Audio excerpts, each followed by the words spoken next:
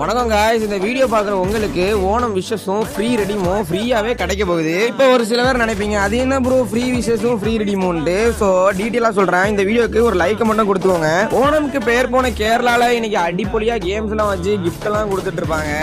இருங்க guys, அவங்க மட்டும் கேம் எல்லாம் வச்சு கிஃப்ட் கொடுத்தா எப்படி? நம்ம ஃபாலோவர்ஸ்க்காக ஏதாவது பண்ணணும்ல. சரி, அவங்களுக்கு ஃப்ரீயா ரெடீம் கொடுத்துடலாமா?